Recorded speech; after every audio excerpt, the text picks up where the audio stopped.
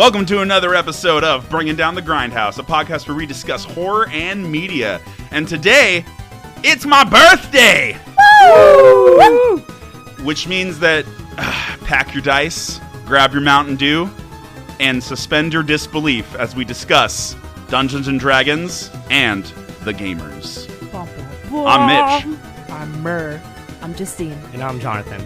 So, I guess we're going to start off with Dungeons & Dragons here. You recommended it. I did not recommend it because I like this movie.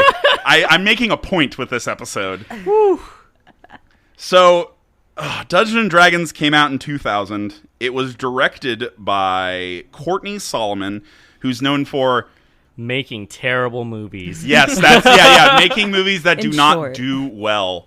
Let's go ahead and the budget for this was $45 million. How? Where'd it go? Yeah, I know. Yeah, exactly. Where did it go? And we'll get to that. And then its box office was $33.8 million.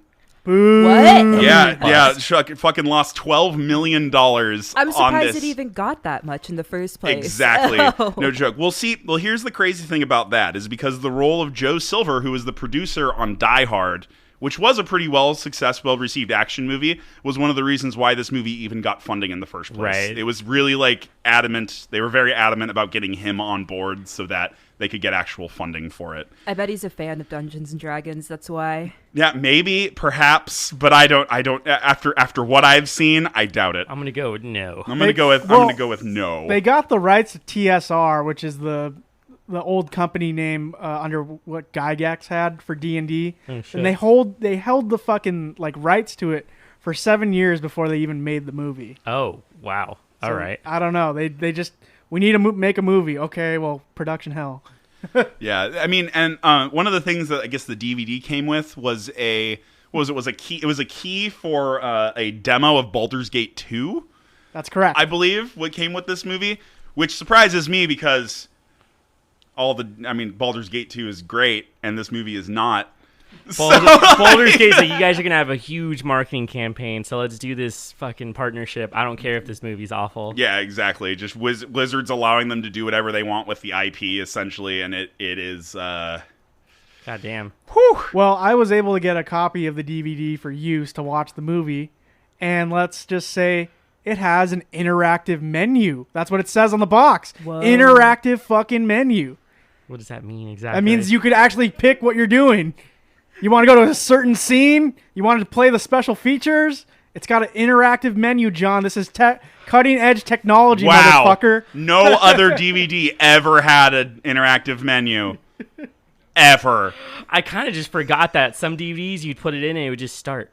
There was no fucking menu to go in at all. Yeah, you just hit play. Or there's settings for Yeah, exactly. So I was like, wait, what? Yeah, exactly. I mean, it made sure to let you know that it had an interactive menu on the box. You get to watch all the previews too. Ah, shit. It's just so bad. Well, anyway, who stars in this movie? So we've got Jeremy Irons, we've got Bruce Payne, Justin Whalen, Marlon Wayans. What the fuck? Yeah, exactly. Right. What a what the fuck moment. What the fuck. And we'll get on to that particular Who did character's casting for this, where they were like, yes, my perfect. God. You're exactly you've been typecasted and this fits. You know, I'm actually very curious on who did the cast for this because it looks like there were 26 people. No, they were not 26 people that did this. Excuse me. I'm silly. Oh, casting by, there's 4 people. So Peter Brodsky, Adria Edelman, Eliza Goodman, and Jeremy Zimmerman. So they should all be fired. I bet that they have no pages on Wikipedia. It's just their names. Oh, it's not even a picture. Yeah, exactly. I was like, because they never worked again after casting this movie. It's, oh, God. So the general premise of this story, if we can call it a story, is that you have Profion, who's played by Jeremy Irons, who wants to control all of the dragons to take over the kingdom or city of Ivor, and the Empress is trying to stop him. The Empress then employs 2 thieves to go steal a gem and also get this magic wand back so that she can control red dragons and fight against his dragons. And so that's basically what we've got here. And that's the general plot of it. God, I don't really know where to kick this off at. Like, where do you start? Like, Well, the CGI is terrible. Where you start with Dungeons and Dragons with sitting in your house with other friends and a fucking bong load, because that's what you need to watch this movie. Yeah, honestly, maybe that was my mistake. I was sober when I watched this. That's probably not a good. Nope. Yeah, definitely. I had more fun watching Evil Bong. That's That's fucking. Yo. Oh God.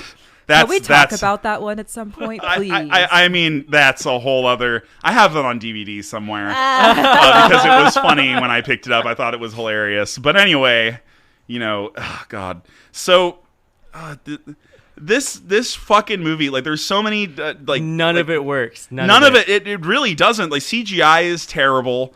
And this is like a year.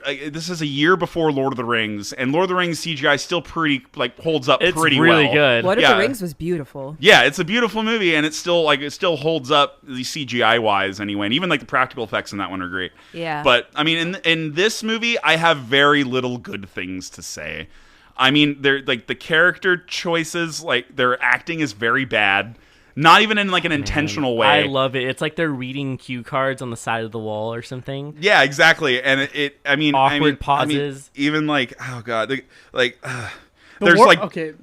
Scott talking about. The worst thing a movie could do is be like boring or like forgettable, and that's what the movie is. It's a very just cookie cutter fantasy movie that doesn't work. Made by people who don't know anything about the source material. The source material is like barely in there at all. Like you have one scene with a beholder, and that's about it. And that's shit that like pissed me off about this one, is because you've got like D&D started in the 60s. Nope. So 70s. Excuse me, the 70s. Pardon me. Excuse me. This started in the 70s. Thank you for correcting my ass there. Started in the 70s. So you have 30 years of modules and stories that have been written about like all the settings that are in D&D. You have so much shit you could go off of. And if you've already got Wizards approval, what the fuck are you doing already? Why aren't you just ripping off the good stories that people like? You could have just gotten one of the stories and taken it word for word, and it would have been a better movie. Literally that. Yeah, exactly. And it probably would have been significantly better than this heap of trash that I suffered through. I'm surprised you did. I think we only made 30 minutes into it. Halfway through, maybe? Not even halfway. Oh, it wasn't even halfway. We stopped at 15 minutes. I had to stop. I'm sorry. sorry. Had to take a pause and then came back for another 15 minutes. Oh the writing is terrible. The acting is terrible. The music is terrible. The CGI is terrible. The costuming is terrible. The PS2 dragons are terrible. PS2 had better graphics. I was about to say, what do you mean?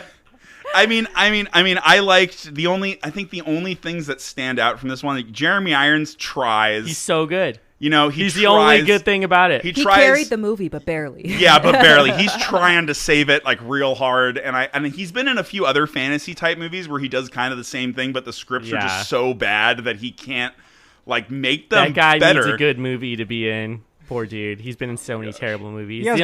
His eyes though in this movie. He's fucking awesome. The only other redeeming quality I think of the movie was that they have the inclusion of a black elf. Yep. Which is like you never see that in any popular media at all. No, never. That's definitely a thing that unless they're like quote unquote dark elves, and then they're not like good usually. In Percy Jackson, they have Grover. He's a satyr though. But he is a companion. Not the same thing though. Not the same thing though, but similar. Satyrs are part of the Fae category as well as elves. Yep, exactly, bitch. Truth. Check your mythology, okay? Yeah. Wow. Wow. We went there. I mean, oh God. I mean,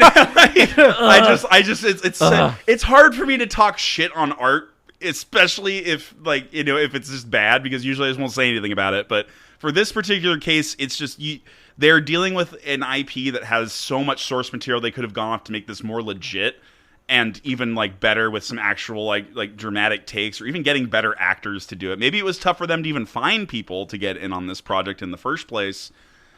The script is terrible. There's things that happen that don't make sense. For instance, oh yeah, I know Martin Wayans is a part of it because he's getting paid.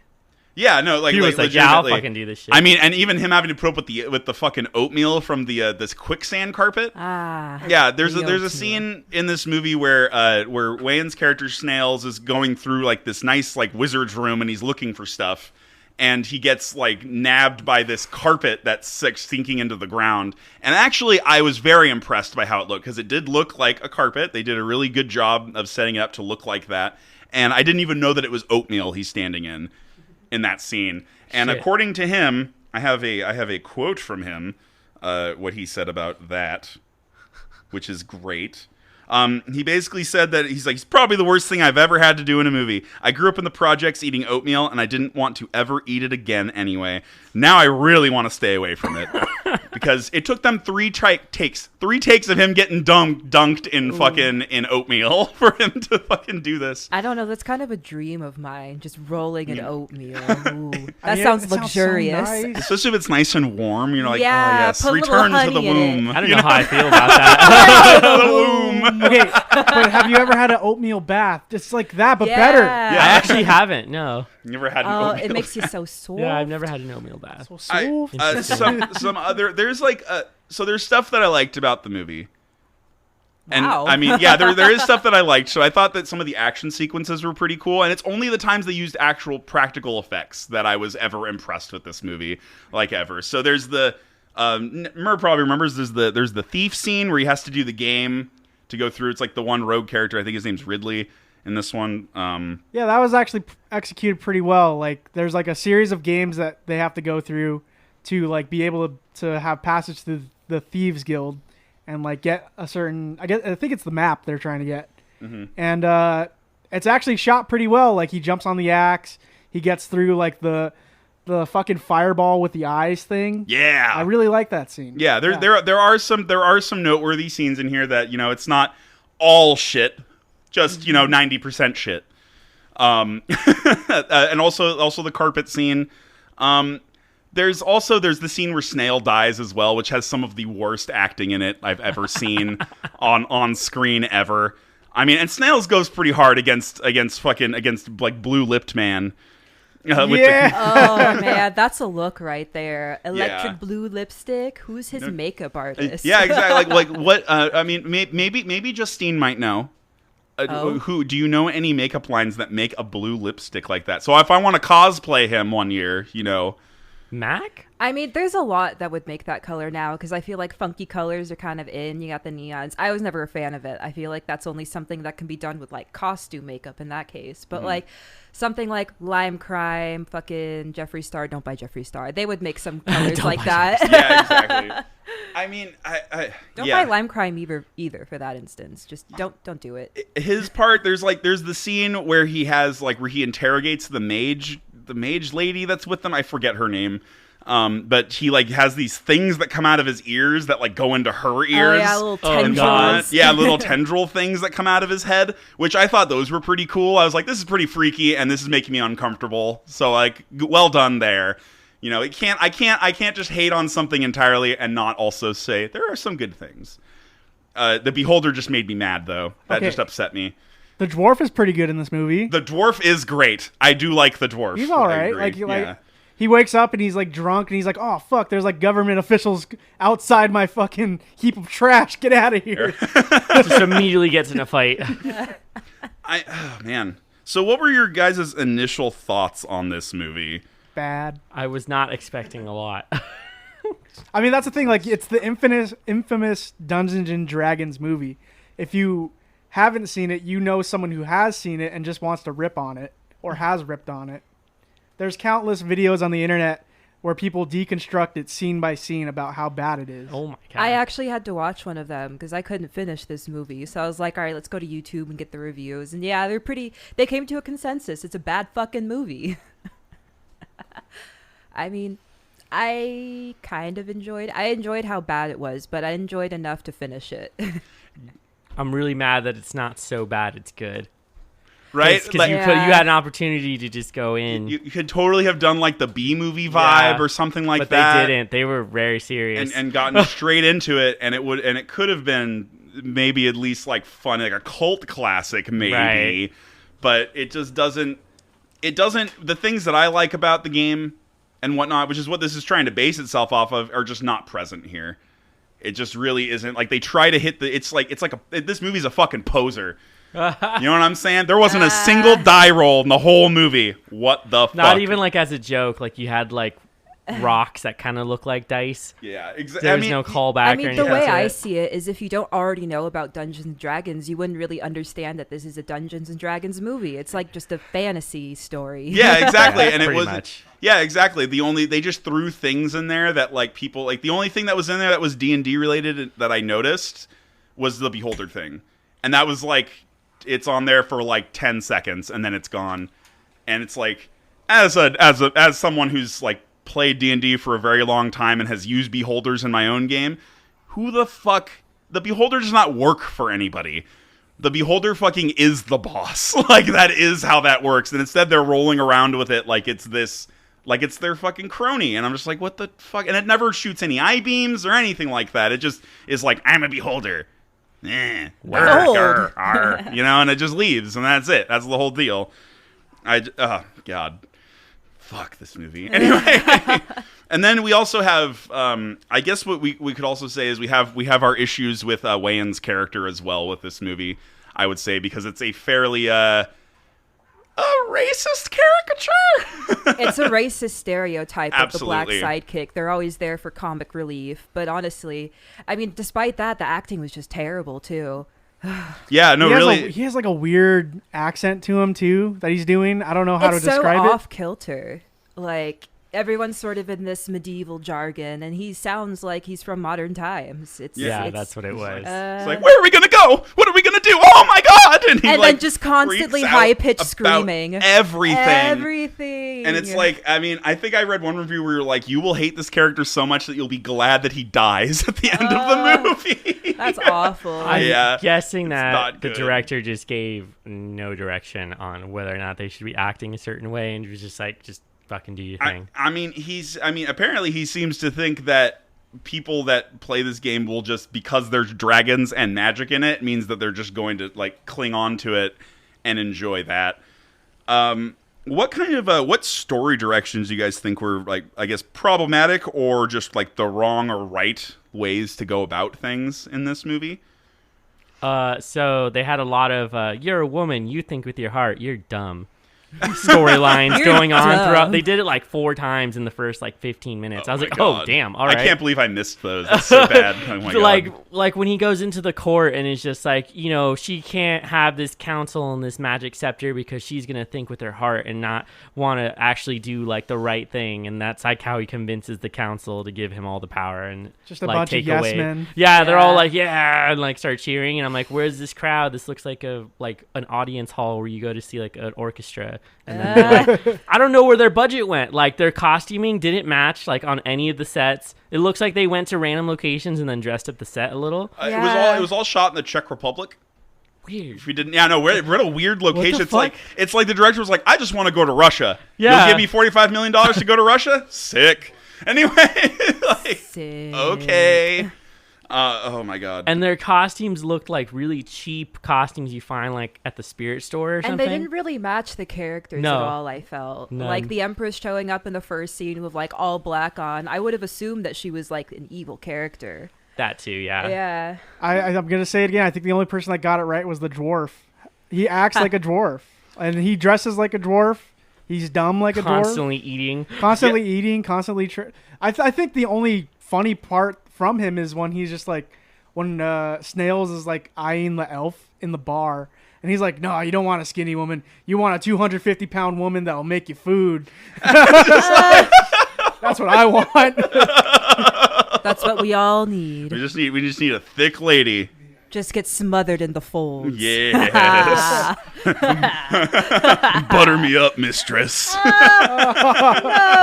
Pulls out some butter from a fold. Yeah. Anyway. Oh no, Yeah. it's partially melted. Nice and warm, like you like it, Like sweetie. you Well, like it, sweetie. A wise jukebox once told me, "If she don't cook, then she don't read a book."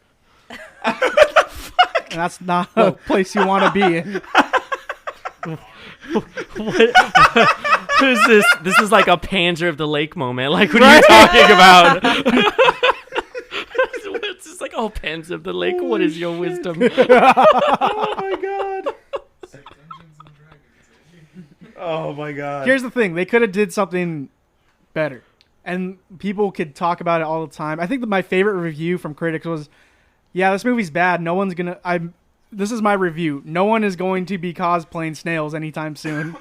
I thought that was like short and to the point. Or any of these characters. They're so forgettable as well. That's Yeah. like another big thing. I guess that's another thing that suffered with the writing, is not making any of them really stand out from one another. Other than like the dwarf. The girl mage reminded me of like, so I'm in a program at San Diego State for like television, film, all that shit, and they have the theater program there. Her acting reminded me of the theater students who suck at acting. Ooh. And like they give you like an audition and they're just really bad at it, but they're like, you're kind of pretty, so like maybe. Yeah, we'll And find they the like, role for you, and that's what they sweetie. did in the audition with her. Probably we're just like, I mean, you're a like basic white woman. Let's put you in. Yeah, she's basically just a love interest for the Yeah, she rogue doesn't really- character yeah. that's there, and that's the whole. That's it. Man, wasn't the other thief? He was supposed to be like one of the main characters, right? Wayne's character, Snails. No, the other guy. Oh yeah, he's kind of like the main character. Man, but I couldn't even tell. He's so boring. Yeah. He doesn't go anywhere. He's just the same fucking dude Yeah. the whole movie. I mean, even like I could not believe he was upset when Snails dies. Like at that point, because he just goes no, and like shakes his hands up in the air and stuff, and it's like so over dramatic and I'm just dead. like ridiculous. Deceased. Bury me I now. was just like, what are you doing, man? Like, Okay, but the CGI dragon fight at the end of the movie, so fucking bad. like cool concepts. I'm not gonna lie, a bunch of like a dragon war going out over a city, and then like the dragons throw fireballs at the tower, and then the wizards were like bringing up shields on it and shit. That has potential to be very cool, Oh, totally. but it's not. It's just not good at all. I couldn't. It's like, sorry, this isn't a Harryhausen film. Yeah, exactly. This isn't. Yeah, I mean that would have made it better maybe. The claymation. Just some claymation dragons probably would have done better than what Would've you been did dope. here. Oh my god. I want to see a movie about the Tomb of Horrors, though. Yeah. You Where guys know what that everyone is? just dies. Well, so I don't understand how they missed such a like hard opportunity. This is like any franchise that's huge. Like, so this like fucking, what is it, Warhammer 40K? Like, they have a huge universe. You can literally just pick a random story out of there and be like, it's a 40K universe story, and then do whatever you want with that story. Don't try to do the whole fucking thing, because then you're just gonna get something like this. Yeah, You like try to pack in a bunch of shit. Just do one story, and if it fucking sucks, then you don't make anything else. I mean, you have to consider like who this movie was obviously at some point trying to market itself to gamers, Yeah. to people who play them. I mean, what the fuck was going on in 2000 for gaming? I think we had 3.5 out, 3.5 edition of Dungeons and Dragons. I think was out, and that makes sense why like Baldur's Gate and whatnot was coming around that time. But Baldur's Gate 2 is based off like second edition, third edition. I think it was Second or something- third, yeah. one of those two. KOTOR, Knights of the Old Republic, is also based off of those D&D Yeah. systems as well. Just so you know some like nerd facts there for you. Prophecy and Invasion were expansion sets in Magic the Gathering. Oh wow! So There you go. That's all that was going on apparently. I know, there's it's something called Pokemon too. I don't know. The kids like it a lot.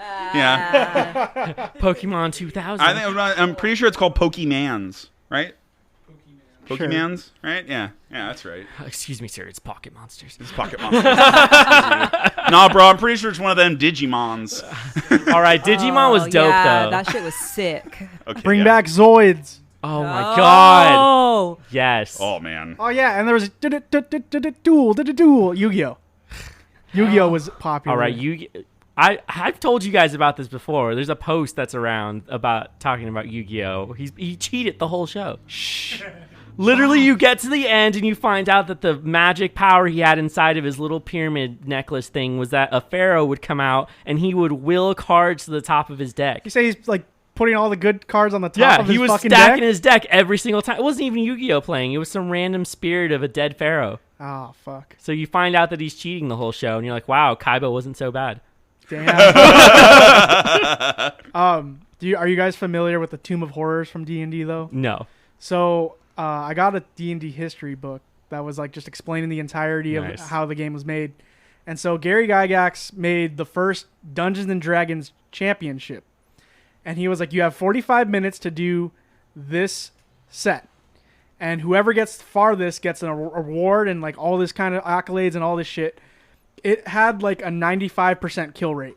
Nice. Like I only think like only a handful of people actually made it through the entire dungeon or got somewhat far enough for it. The Tomb of Horrors is notorious for being a player grinder of a game. So essentially, like, every trap in that is designed to like murder people. Oh, dang. Every single one of them. There's a room in there that shuts you off from everyone and then freezes you to death while you're inside of it, and you just can't get out because you went in the wrong room. Bad you. What's at the end? What's the reward? So the actual dungeon is great. Actually, the reason why the Tomb of Horrors exists in the first place is because a necromancer named, like, I think it's like Esserok, I think is his name, but I'm probably getting that name wrong. Please don't kill me, nerds. I mean, what the fuck are they gonna do? He's a demi-lich, which is his whole deal. So he's like a grand, like, Lord of the Undead sort of deal who's like granted himself immortality. And the thing with liches is they have a phylactery that they keep their soul in. If you destroy the phylactery, then the lich is dead. So somewhere in the Tomb of Horrors allegedly is his phylactery. But all this is designed to do is to grind souls that he uses to keep himself alive and continue his experiments. So he's on, like, his own little private plane, and he sets up this dungeon for players to go into to die so that he can keep taking their souls and putting them into things. And it's actually badass. Like, it's a badass, like, evil, like, I plot dig line. that concept. Yeah, it's fucking cool. And the best part about it is they brought it back. So now in 5th edition, they have the Tomb of Annihilation, which is basically the same thing. Oh, shit. But yeah, people wanted it back. I mean, it's like one of the most famous sets from the game. They could have made a movie about that. It sounds cooler. Yeah. Just a dungeon crawl. Or, just make an animation. People will dig it. Could have done a whole Driz Duarden series or something that's set in the Forgotten Realms, like, setting of D&D. Could have done a Greyhawk setting.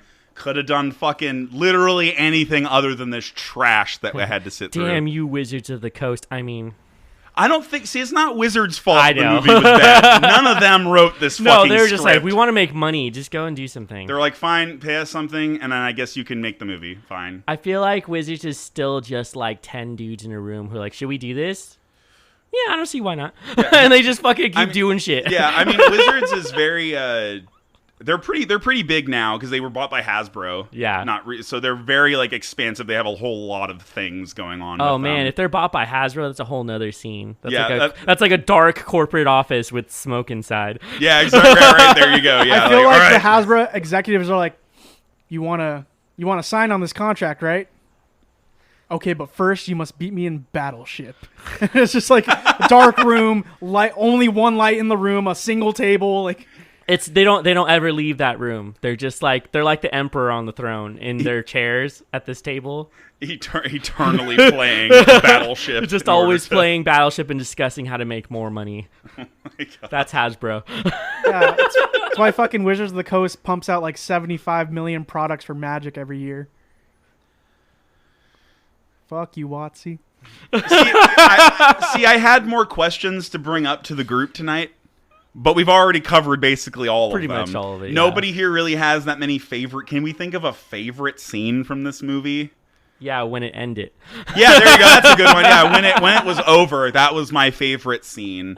Matt, if I want to be honest, though, it's probably the thief game scene because that's all a lot of that's practical effects, and he's like leaping, like he finds like fun ways to get around all these traps and everything, and that's pretty cool. And that's probably the most legit D&D thing they did in this movie. And the quicksand rug was also a very D&D thing. So you've got those two things. I don't count the Beholder because it's trash. I don't count it. Doesn't count. Not at all. Let's talk about the good movie. Yeah, the good movie. I think it's time. I think we can all agree Dungeons and Dragons was bad.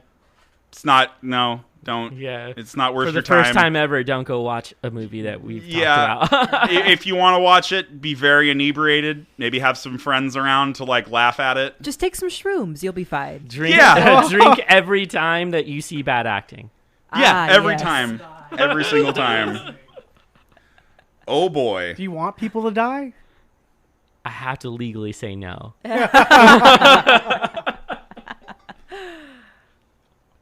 Okay. So, we'll move on to the gamers. Ah, yes. Ah, yes, the gamers. All right, so The Gamers, I couldn't find any information on their budget at all that they had for this, but I can't imagine it was very high. It's got to be zero. I believe it was $1,000. Holy shit. Nice. Actually, good job. I feel like that would just be for equipment and like props, costumes at that point. Paying random people to do like editing and things like that. Yeah, I feel like it was all volunteer acting. I don't know who would be willingly paid for this. It came out in 2002, so we're a year.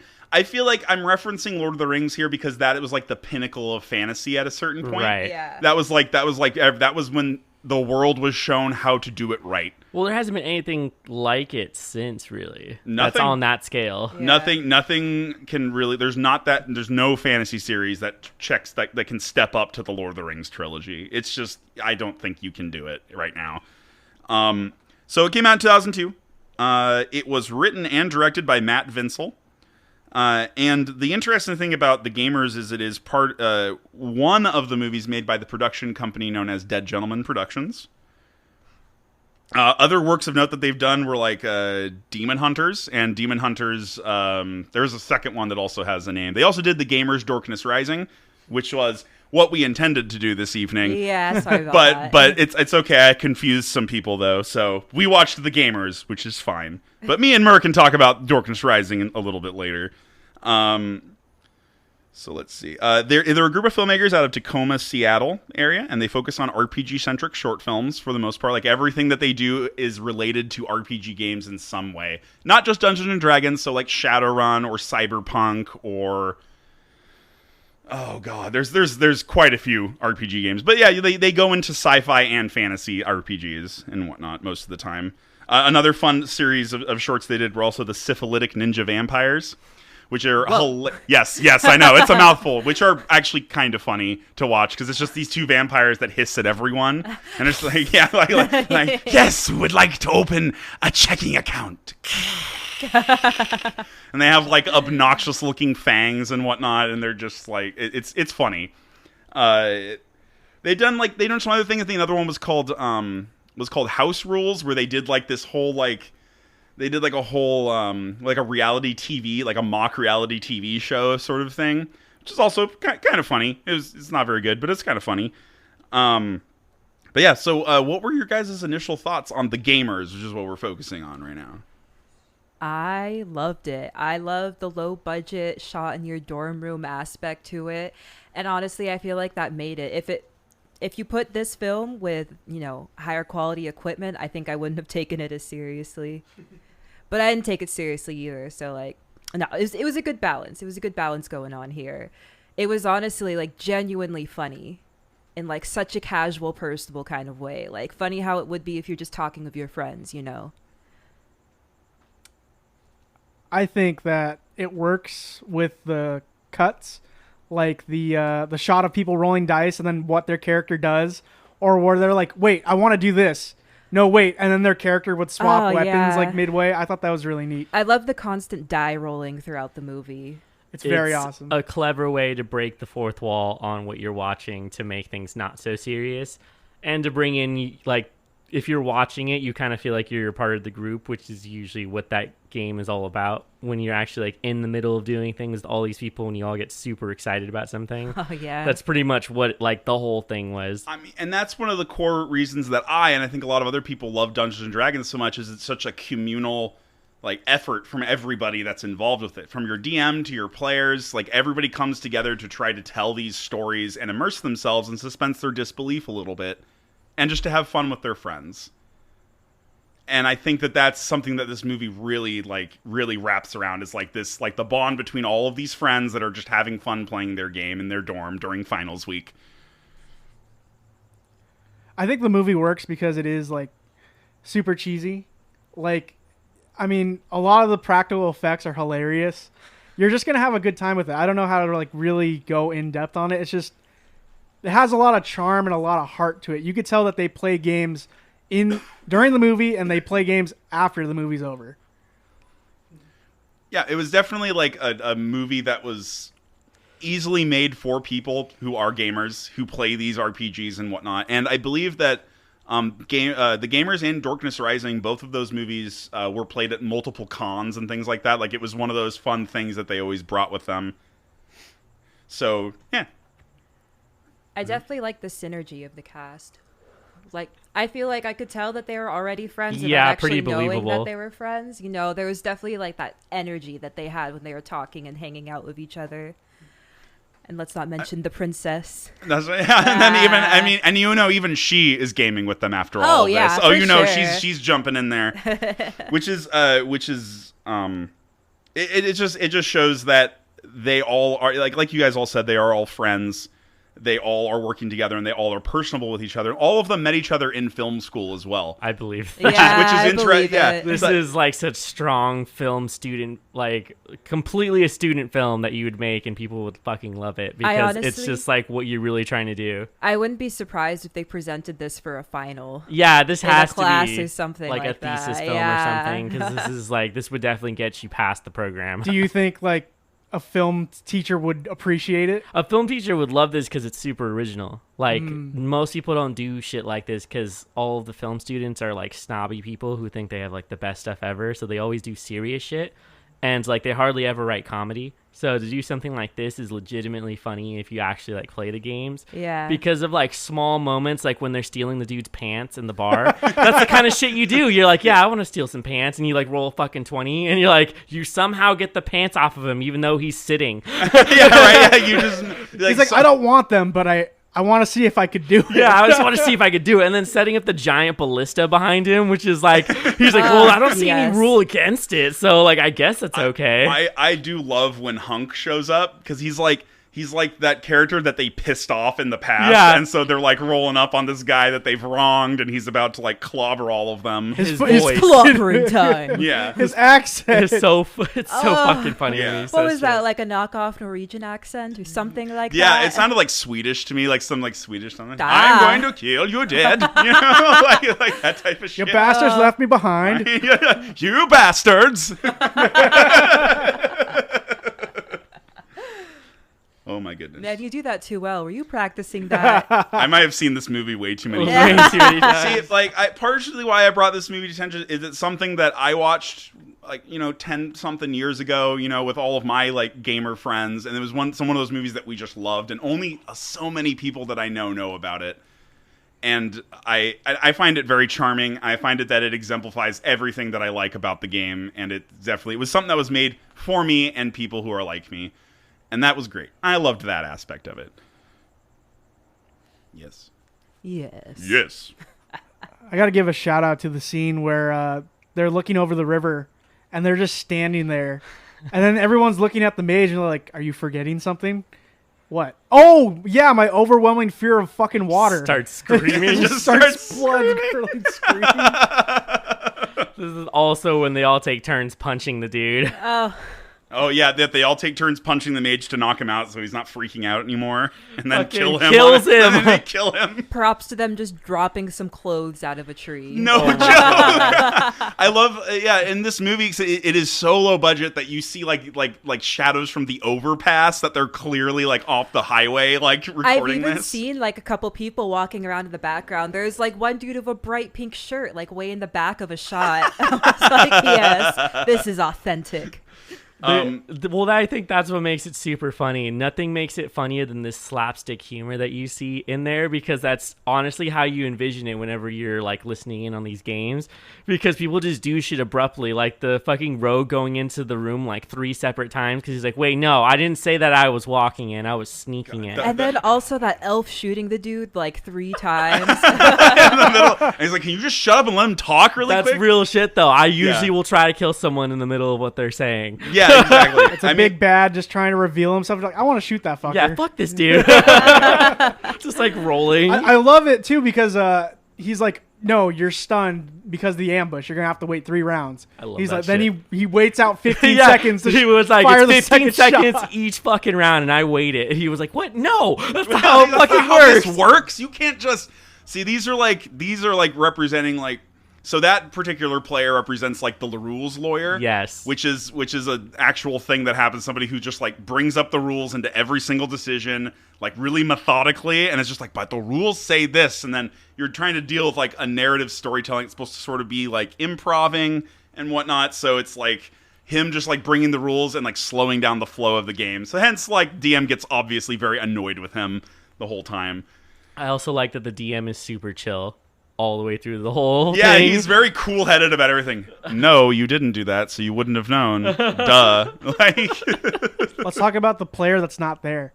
Oh my god. Oh yeah, Mark homeboy on a Red. date. yeah. I think they make a joke about that because he didn't show up because he shows up for one scene. Yeah. And which is just the blood, death, vengeance part with like the Oh my foaming God. mouth and everything. But That most was of the other beautiful. scenes that he's in, he's just kind of sitting off in the background, like, oh yeah, Mark's over there, and he's just standing there, like looking off, like I know, with heroically this into the heroic distance. pose, little side profile going on. Yes. Yeah, I Oh love my all gosh. of the stances. Who was the really muscly guy? That Rogar, he's the Yeah, barbarian. he always had this like little lock knees stance going yeah, on. always Super wide, like bruh. like when they pick up the staff off of their dead mage, and he like starts wielding it like it's a sword, like the staff is mine, and then just like, Starts going through his pockets, Yeah. pulls out the book from the bag. all right, well we've buried him. Let's steal all his I shit like now. that same dude pulls the wallet out at like when they meet the dude. He's just like, oh hey. When they kill all the, like at the end of the movie, Yeah. when they kill all the players, or they kill like the whole gaming group, Fucking essentially. great. Oh my gosh! Imagine being the DM who's like just DM'd his own death and is narrating his own death right Awesome. now and doesn't even know. Oh my goodness! So, did the low budget affect your enjoyment of this movie at all? It made me enjoy it more. God, You enjoyed it, Mur? You enjoyed it, You Mer? enjoyed it, Mur? leave me alone. What's your porn of view? Yes. Yeah. I was about to ask it too. You beat me to it. Where there was there was no sex scenes in this movie. There is no porn. I like view, that you had to think about it. You're like, wait a second. but there are sex scenes in The Darkness Rising. Is there really? Very like implied. It's like implied. It's like implied. So we'll get to that because the Horny Bard is great in Darkness Rising. I love that character. But I mean, as far as this movie goes, see, I have all these questions set up for the Darkness Rising, but I don't have much set up for the gamers. But, you know, as of Shrug. now, shrug, whatever. It's all good. They're kind of like a similar We're thing. improvising. Yeah, we're improving right now. Just like a Hey. game, guys. Wow, lead us, DM. Yeah, Show us that's the way. not, don't do that right now. I don't have anything prepped. Oh, Got nothing prepped. I brought no dice. we got a couple. Well, we have a lot of dice. Oh, Yeah. no, that's not, don't do this to me. Oh my gosh. So, But no, the budget doesn't. It doesn't ruin this at all. yeah, not at all. No, I've seen some really, really good student films that were made on like nothing, and they just were very creative. They knew the right people who could do certain effects on it, and it was awesome. And it usually has a lot to do with the people in it. If you have like an amazing script and you get someone who fucking sucks at acting, it's gonna ruin your whole shit. But if you have like an okay script and someone who's really good at acting, it'll bring the whole thing up, and you guys can work together and make something really cool. And this is a really good example of that. They like fucking probably spent such little money on it, like what, $1,000 or less, Yeah. and that was probably just to feed everybody and like get Yeah. them to go and hang out for a couple hours while they did this, because this was done like definitely like on a tape VHS kind of recorder or something. Yeah, definitely not. Definitely nothing that was like. Nothing fancy. It's obviously from O2. Very obviously Right. from O2. What were you guys' favorite scenes from the gamers, though?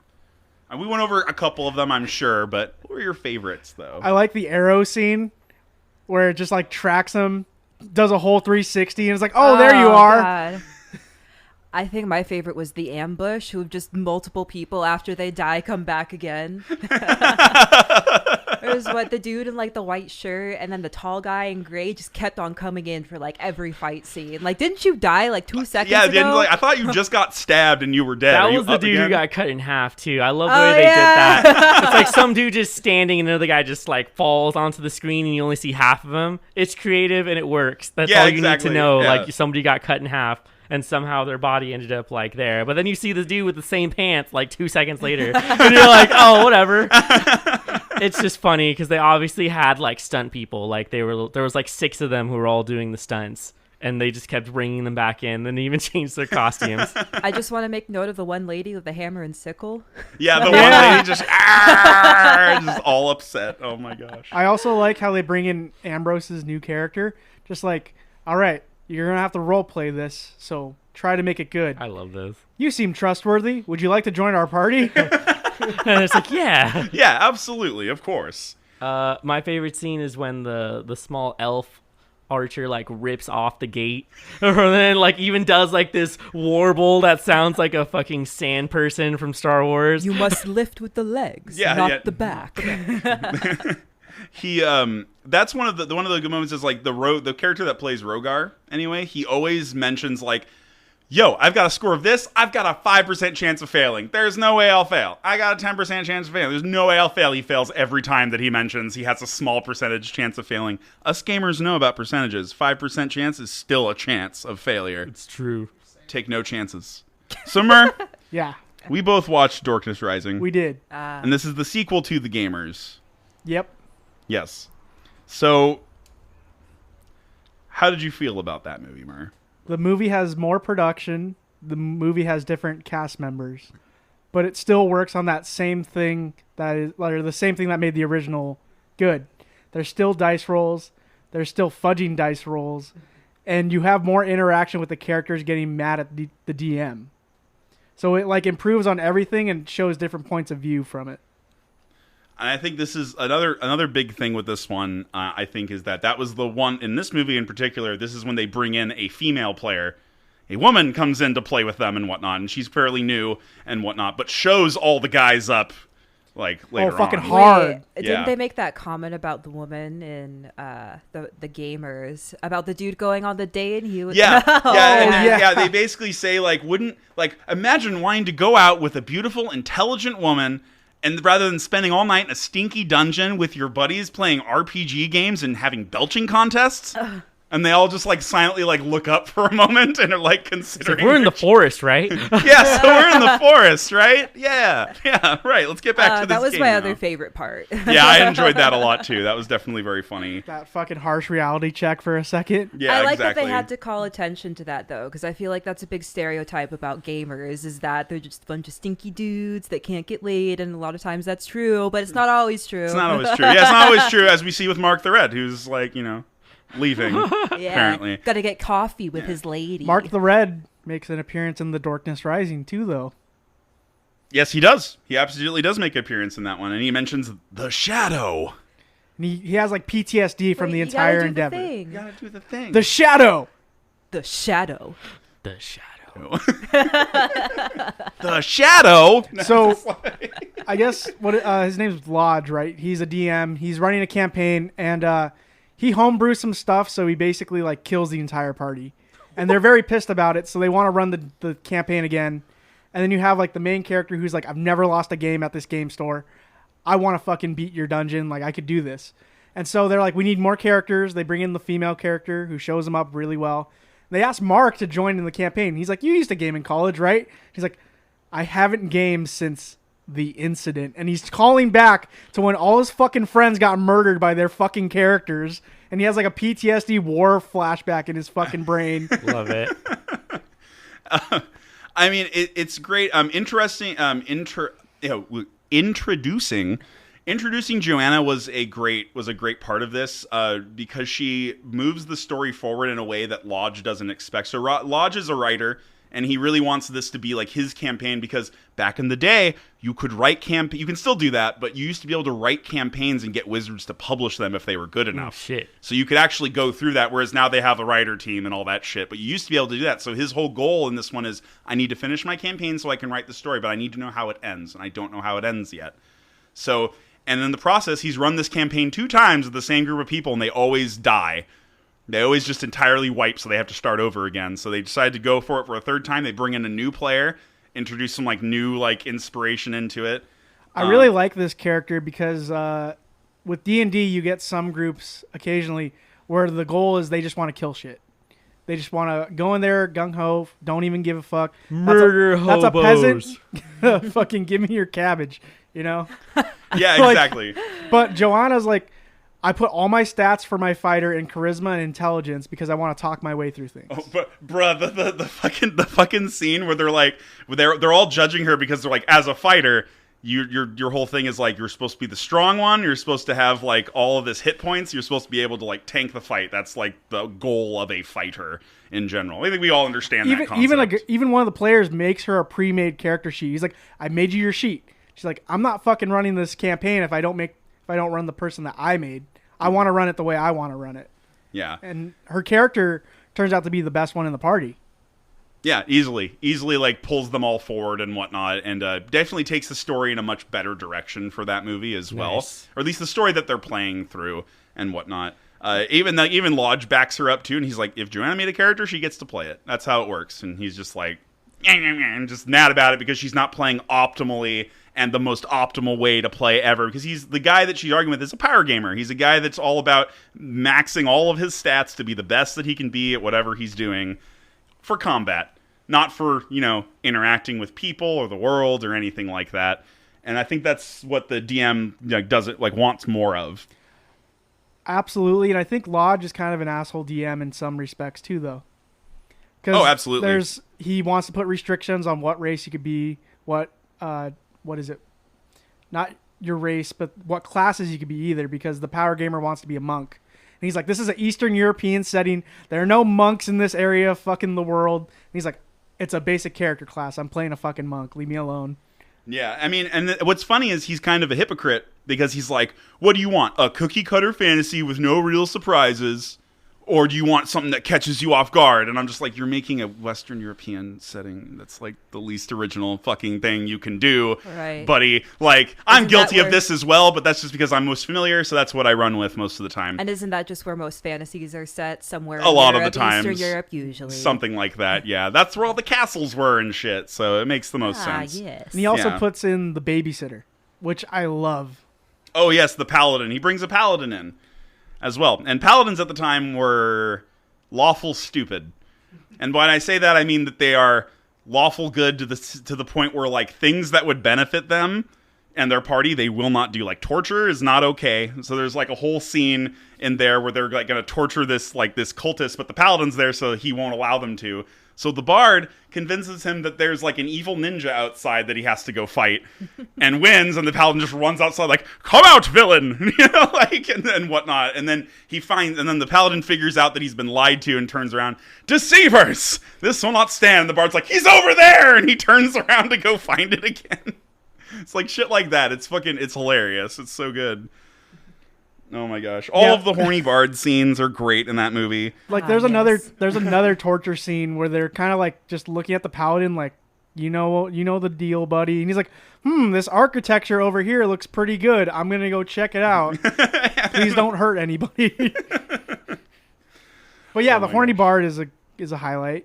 Oh yeah, definitely. He gets laid a lot in this fucking movie. I think. Well, at one point, there's the two players. Like one of them decides he's going to play a woman character in this game. So he's like, I'm going to be a woman sorceress, and that's going to be my deal. It's going to be awesome. And he's like, and he talks to the bard, like the two players, and they're talking to each other. And he's just like, holy shit, that's awesome, dude. Are you hot? And he's like 17 charisma. And he's like, cool, want to have sex? Totally. Let's go. And and the bard makes the roll. He's like, I could seduce any homophobe with that roll. Jesus oh Christ. My God. That's power right there. That's power. I just love these movies. That's it. That's all I got. I don't know. I would say that The Gamers is so bad that it's good versus Dungeons and Dragons, which is just kind of bad.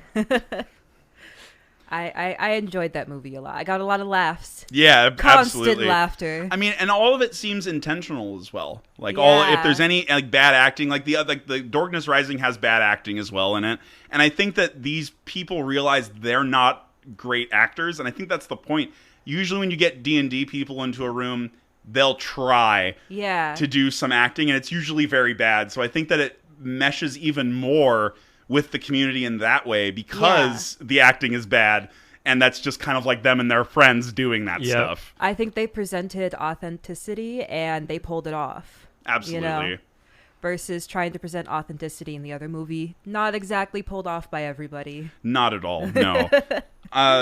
So here's something, a little question I wanted to point. Like, what do these two movies say about, taking an IP and trying to make something that appeals to fans and whatnot?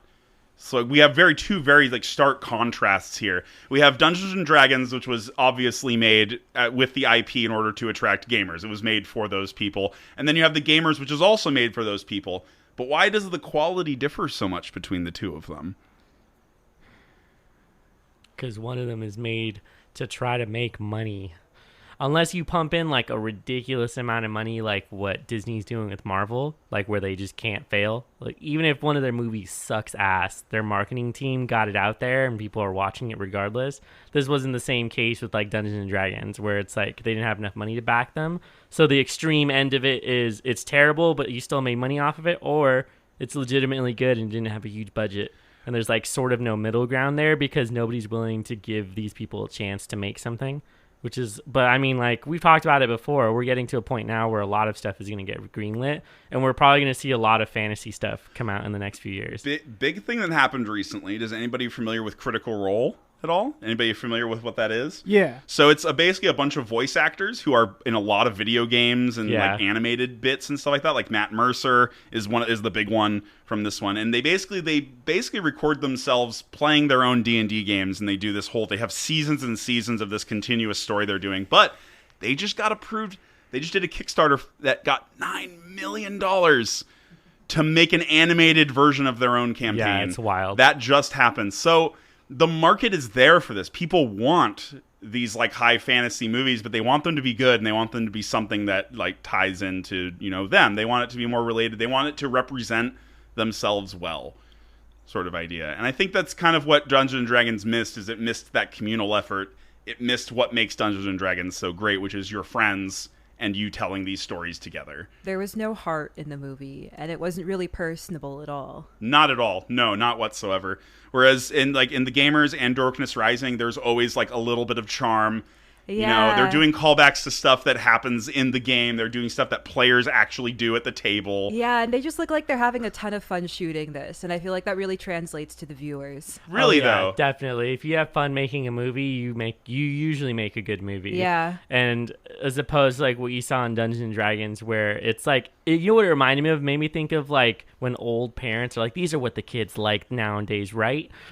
They like this kind of stuff. Right. And just put all this shit together, and you're like, what the fuck am I looking at? Yeah. The clusterfuck. Well, I was searching on Yahoo in 2000, and I found Beholders. We'll just put one of those in there. I went to work. my AOL search. Hey, I still use AOL. Fuck off. That's wild to me. No. You got to explain that. You inherited an AOL email account. Yeah. You didn't make it yourself. Well, yeah. You're too young. My grandpa made me an AOL when I was in like kindergarten, and I've just always used it. I have like 3 other emails, but my AOL is my like main email. That is wild.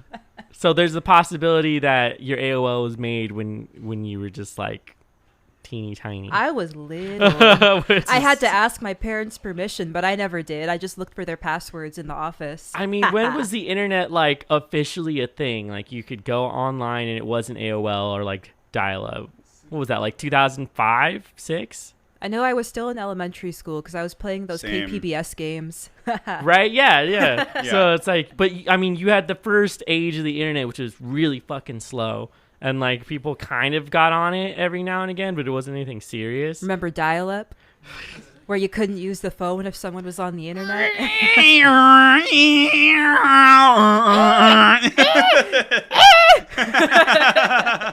Remember Newgrounds? Yes. Oh boy. Murr was probably in the adult section. Or like albino black Mature. sheep. Oh, jeez. Oh, good. Classic internet. Wait, did anybody do Gaia, or is that just me? Talking about Guy Online? That's the MMO, right? Yeah. I never played it, but I know about it. Oh my god. It's like Second Life. It's either Guy Online or Neopets. IMVU? RuneScape. I don't know. Wait, that one. what? That was like Hey, the OG RuneScape. Sims. There we go. RuneScape. RuneScape. Yeah, there we go. Shit. That's some old school That internet took me stuff right back. there. Some Maple Hell Story yeah. action. Maple Story. Isn't the money in RuneScape worth more than actual money in a certain country? Like somewhere in South America, the money currency they use in RuneScape is worth more than their cash dollars.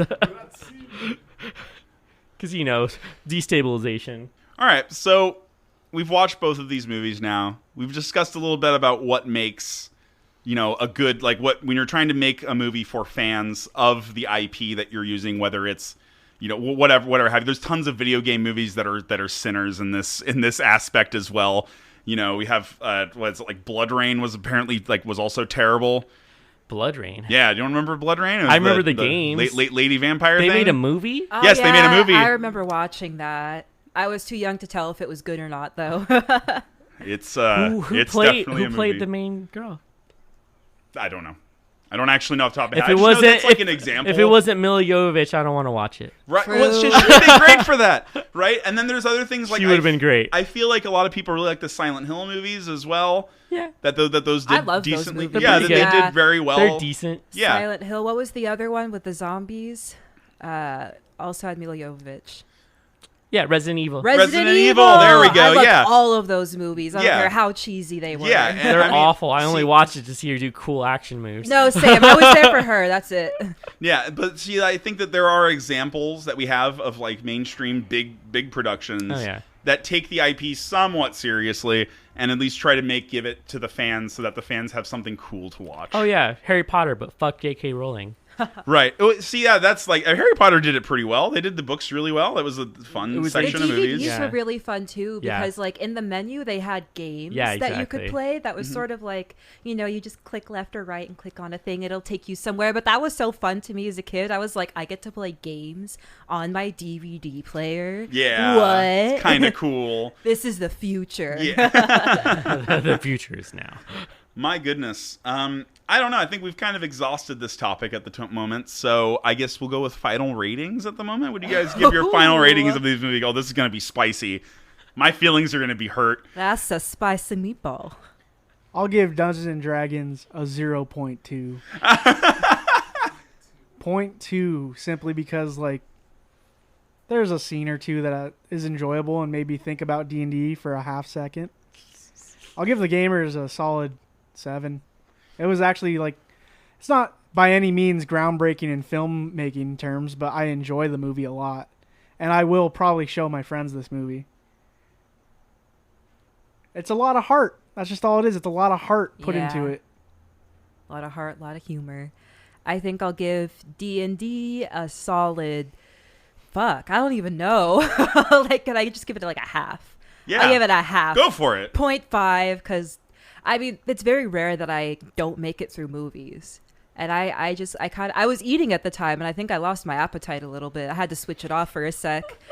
But the gamers, I really liked it, honestly. I thought it was really funny. It was enjoyable and I was really bored watching it. And it was so low budget. It inspired me to make my own movie. It's they could do it, I could do it too. I'll give it a 6.5. Yeah. Oh man, Dungeons and Dragons. I'll give it a 0.1 just because people had to work and actually make that movie. Man. Somebody had to wake up and be like, I gotta go to the Dungeons and Dragons set and do this fucking movie. And It's I was like, honey, I feel bad for are the you lighting sure? crew for that one. So it's just we need a 0.1 for the Dungeons and Dragons. I'll actually give the gamers an 8 because that sort of charisma for making a film like that will get you a really long way whenever you go to festivals and things like that. People will really enjoy it and connect with that energy that comes through on the film. The reason why it's not higher is because if you had film students, you should have done better cinematography. Yeah. It was terrible cinematography, and Yup. you could have done way cooler shots, but there was some really good shots in it. If they had just put that much attention to all of it, it would have made it really, really good. And then I think it probably would have had a little more popularity. Oh, Dungeons and Dragons. I'll give it a 1 because there are a couple Generous. scenes. I know I'm being more generous than the rest of because there are some people that put their careers on the line for this movie. There's some people that definitely stepped up to the plate and tried. You got Jeremy Irons tried. He tried really hard, and that's and you got to ask them from them. And with $50 million, unexcusable Yeah, with that holy budget shit. that you can't fucking make something decent or pay a good writer. I don't fucking know. When it comes to the gamers, though, it gets nostalgia points because it's in my heart, man. This is it's me when I was younger and stuff. and it was like me like loving RPGs and just trying to have fun with my friends, and that was what it was. So I give the gamers like a solid 8. I'm going to go with John. I'll give it a solid 8, and I will agree the cinematography's bad. But I also have to say you have to give some leniency. Low-ass budget. Right. They probably didn't have all the equipment, and a lot of things are also timed with stuff like this. Like, we only have so much time in the dorm room. We only have so much time here. I got to go to class in like 30 minutes. Can we speed this up? Yeah, exactly. So, I mean, I think that they got a lot. Sometimes they got takes that they probably didn't like, but we're like, we have to roll with it. We have no other option. I guess it's funny because it's bad. Cool. Sort of thing. And yeah, so that's how I feel about it. I also wanted to say some, like, if you wanted like an honorable mention for like some fun fantasy movies that are not Lord of the Rings and not Dungeons and Dragons, Willow is very fun. Willow is a fun one. If you haven't seen, that's a very fun like fantasy movie. Oh, what is it? The cartoon version of The Hobbit? Oh yeah, the cartoon version of The Hobbit is great. Like the 70s one? Yeah. It's like old school animation style, and it's really dark at some points. You're like, oh wow. Yeah, no joke. Like those old, like even like the old Lord of the Rings one, like the animated Lord of the Rings is like really dark and creepy. Like especially like they did a really good job at like getting those points down. It's just it kind of sucks they just didn't get as much popularity at the time for sure. Shout out to heavy metal. Fuck yeah. Fuck yeah, heavy metal is dope. Yeah, heavy metal's fun. Not Heavy Metal 2000 though, that's weird. But I liked the first one. Yeah. For sure. I also want to say, like, if you're going to check out the gamers, or just the gamers, it is a 45-minute movie. It is a fast, like, thing. Yeah, it is not. It didn't feel long when I watched it. I was like, this is actually pretty well paced. And the thing is, they continue to make content now to this day with those IPs, and they have all kinds of stuff. We also recommend the Darkness Rising. But also just look on YouTube for like franchises that you care about, but short films. Because like I know Nuka Break, like the Fallout series stuff, these are people that just have love for the games, or like the Warhammer animation. I forget what that one was called. Oh my gosh, yes. I'm going to look it up really quick because it needs to be known about. The point being made is that people have love for franchises, and if they have so much love for it, they will make short films or short animations about it. And sometimes, I mean, most of the time, they're probably better than what big studios could pump out, because those big studios aren't playing the games for 600 plus hours. They're not grinding there. They're trying to make a product. And with that, they're not trying to make a product. They're just trying to make something that honors the thing that they love. Yeah, Astartes is the name of the Warhammer 40K short. Man, that's a good short. It's like 5 parts, right? Yeah, but there's videos you can find on YouTube of it all in one. The other thing that should be noted about the gamers and Darkness Rising and all these other things, it's all freely available on YouTube. You can go there and you can pick it up, as well as their third like film that they did was called The Hands of Fate, which centers around trading card games, so like Magic the Gathering, Pokemon, things like that. So that's also it's a fairly fun series. I enjoyed that one also. But Astartes is really cool as well. And this is just another example of like lower budget people just doing things because they love the IP and they want to make something that truly honors it in the way that the fans honor it themselves. Yeah. I think that's where we call it quits now. Solid. Yeah, go ahead and do the ending bit. Oh god. Do the thing. Oh god. Gotta dance. So usually John does this part, but I'm doing it now. We're doing hot potato every week. Hot potato every week. So if you can't find us, we're bringing down the Grindhouse. We're pretty easy to find. We're on all the basic streaming services. You know, your Spotify, your fucking Stitcher, Apple Podcasts. We're on a whole bunch of stuff. We even have a Patreon if you feel like supporting us in that way. You get a little bit of extra content, some extra episodes. I cover some horror video games. John does some afterthoughts and posts our outlines and whatnot. So yeah, you can find us on there. We're also on Instagram and on Facebook and on Twitter. So, and we recently had like some good conversations over 50s horror movie monsters that came up recently. That was very fun. And that was probably some of the bigger output that we've had. So we love that type of stuff. But thank you so much for sitting through, coming out here, talking about these nerdy-ass movies with me. And have a good night. Happy birthday, Mitch. Happy birthday, bitch. Oh, you guys are so sweet. I'm Mitch. I'm Mer. I'm Justine. And I'm Jonathan. Thank you. And good night. The Shadow. The Shadow? The Fuck. No, it's still recording. Go. It's still recording. The shadow. The shadow. The shadow. The shadow.